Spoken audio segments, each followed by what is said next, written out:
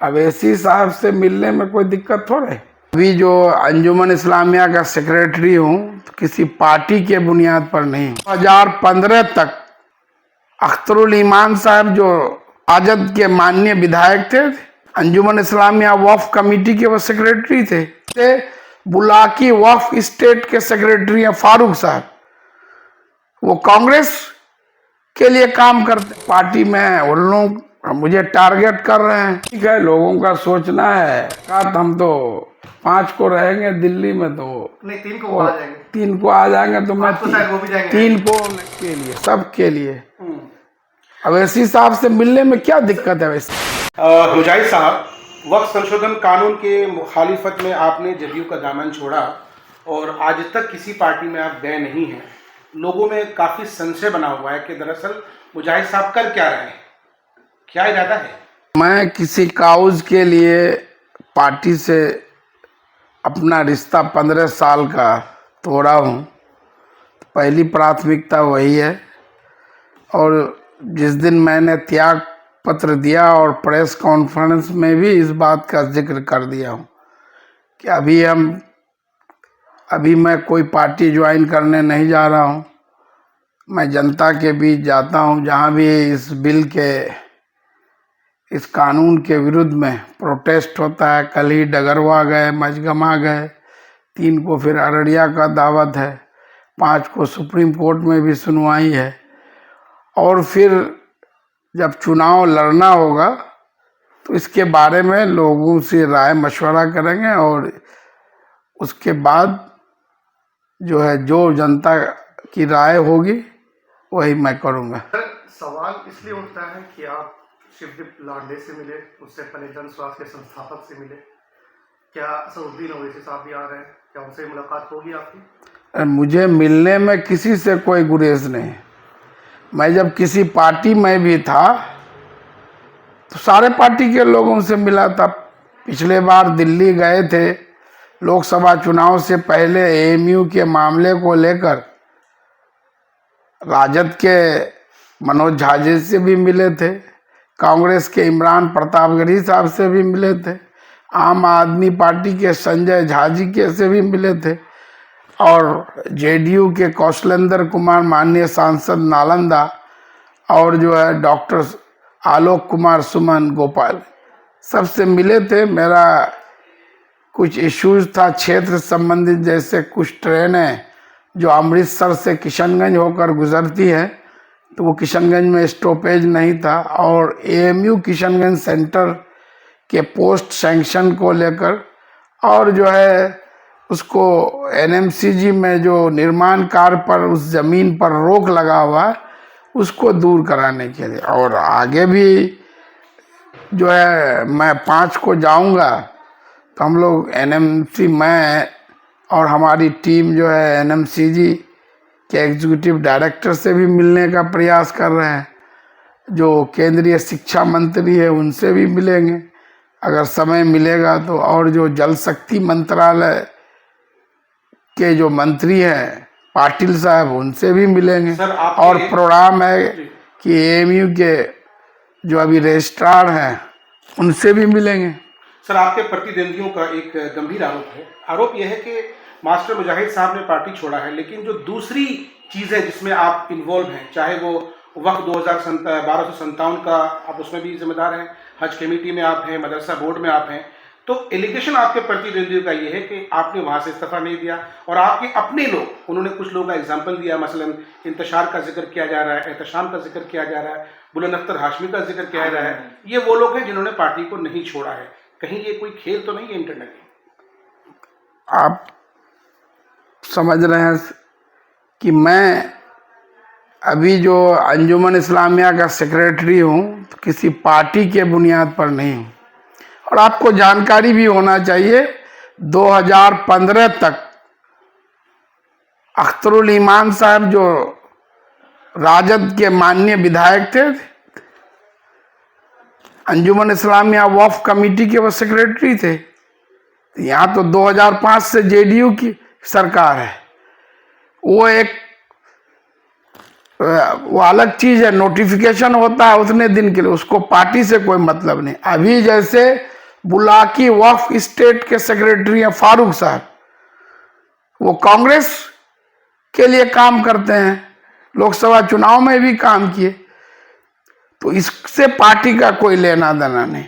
और जहां तक हज का, मैं मदरसा बोर्ड का भी कोई सदस्य नहीं हूं, और हज कमेटी का मामला है उसका सदस्य मैं मई तक हूं।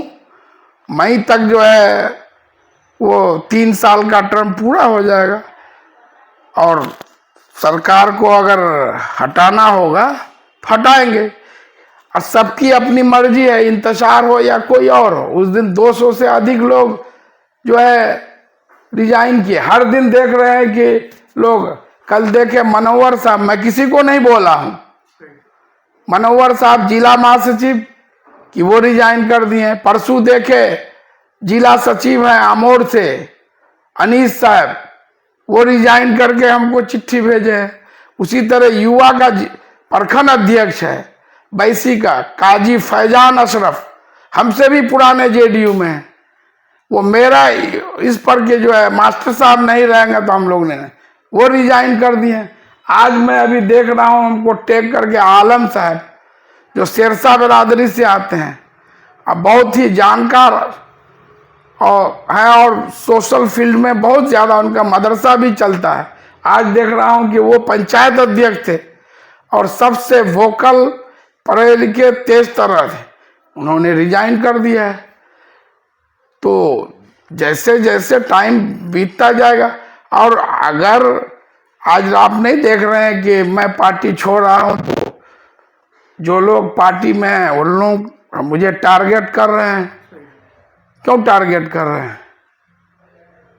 चारबाग के पूर्व विधायक तौसीफ आलम ने एमआईएम का दामन थामा, कयास लगाया जा रहा है कि अगला नंबर मास्टर मुजाहिद साहब का है।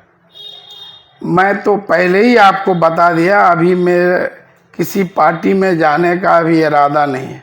अगर ऑफर मैं ठीक ऑफर है तो मैं तो जनता पर छोड़ दिया हूँ, अपने लोगों पर छोड़ूं। जनता के बीच में ये बात चल रही, क्षेत्र में चल रही कि अगर एमआईएम में अब्दुल इमान और मास्टर मुजाहिद साहब दोनों अगर एक जगह में आ गए तो यहाँ पे एक अलग राजनीति होगी और यहाँ की सियासत अलग हो जाएगी और यहाँ एक अलग मजबूत राजनीति बनेगी यहाँ पे। तो क्या कुछ कहेंगे इसको लेकर के आप? ठीक है, लोगों का सोचना है तो भाई बहुत अच्छी बात है।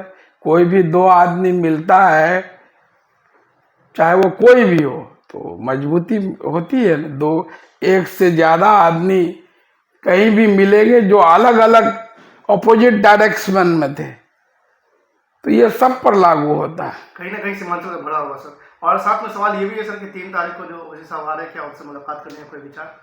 अरे ठीक है, मुलाकात हम तो 5 को रहेंगे दिल्ली में, तो नहीं 3 को वो आ जाएंगे। 3 को आ जाएंगे तो मैं तो शायद वो भी जाएंगे। 3 को नहीं हूँ, 4 को मेरी बेटी, छोटी बेटी का नीट का एग्जाम है।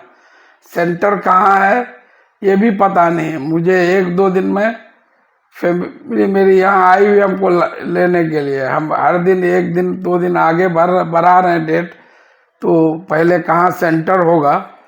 तो 3 को मैं शायद किशनगंज में, 3-4 को तो एग्जाम ही है, 5 को मैं दिल्ली में रहूँगा। अब ऐसी साहब से मिलने में कोई दिक्कत थोड़े। सर, आपने शिवदीप लांडे जी और पांडे जी के लिए बाहें फैलाई, क्या ओवैसी साहब के लिए बाहें फैलाकर गले मिले? सबके लिए, सबके लिए, सबके लिए। ओवैसी साहब से मिलने में क्या दिक्कत है? शिवदीप, आप क्या बोल रहे हैं, प्रशांत किशोर साहब ईद के दिन आए थे सर। 1 दिन पहले बोले कि मैं किशनगंज में 10 बजे आपके यहाँ आऊँगा। उनका प्रोग्राम था, आप देखे होंगे उनका ईद मिलन वगैरह। मैं बोल दिया कि मैं पटने में, मैं जो है गांव में हूँ, तो बोला वहीं आ जाएंगे, तो वो आ गए। तो उसमें क्या दिक्कत? लांडे साहब भी जो है ये हुआ कि वो किशनगंज आने चाहते हैं, जो उनके लोग थे, तो फिर बोला कि नहीं बिशनपुर है तो लाइब्रेरी में। हमने ठीक है, और दोनों जगह वो सब लाइव होगा, कहीं पर भी कोई बात नहीं हुई। लांडे साहब भी आए तो उनसे भी मेरे लोगों ने और हमने भी, मेरा सुन लीजिए कि भाई आप भी ये जो वक्फ संशोधन कानून 2025 है, ये जो काला कानून है, अनकॉन्स्टिट्यूशनल है, तो ये सब देश के जितने बुद्धिजीवी हैं सबकी ये जिम्मेदारी है, चाहे वो जिस जाति धर्म से ताल्लुक रखते हैं, कि संविधान की रक्षा हो। उनसे भी कहा, आप प्रशांत किशोर साहब आए थे तो पैक्स चेयरमैन राजा साहब भी उनसे ये किए ईद के दिन कि आप भी इस बिल के खिलाफ, उस वक्त बिल था और इसके खिलाफ आवाज उठाइए और हम लोग भी आपके साथ होंगे। सर, अख्तर साहब ने कहा है कि मास्टर साहब हमारे छोटे भाई हैं और कभी आप लोग साथ में रहा करते थे, उन्होंने दरवाजा खुला रखा है सर, क्या आप उनका वेलकम स्वीकार करेंगे? मैंने ठीक है, मैं कहाँ कह रहा हूँ कि वो बड़े भाई नहीं हैं। हम लोग 2001 से लेके 9 तक साथ रहे हैं। जब जिला परिषद का चुनाव लड़े, अच्छे ताल्लुकात थे, अच्छे संबंध थे। और फिर 2009 लोकसभा चुनाव में जो है मरहूम सीमांचल गांधी तस्लीमुद्दीन साहब के चुनाव में उनसे जो है मतभेद हुआ और फिर दोनों अलग अलग रास्ते पर चल पड़े। जी जी, तो उनका वेलकम है तो ठीक है, ये उनका बड़प्पन है। मैं तो बोल ही दिया हूँ कि हम कोई भी फैसला लेंगे भी हम घूम रहे हैं। जितना इस काले कानून के विरुद्ध में प्रोटेस्ट है, फिर जो कानूनी लड़ाई है इस मामले में लोगों को जागरूक भी कर रहे हैं, फिर लोगों से राय लेंगे। जो जनता का मेजॉरिटी ओपिनियन होगा, ये तो मैं सब जगह बोल रहा हूँ कि जो है वही हम करेंगे।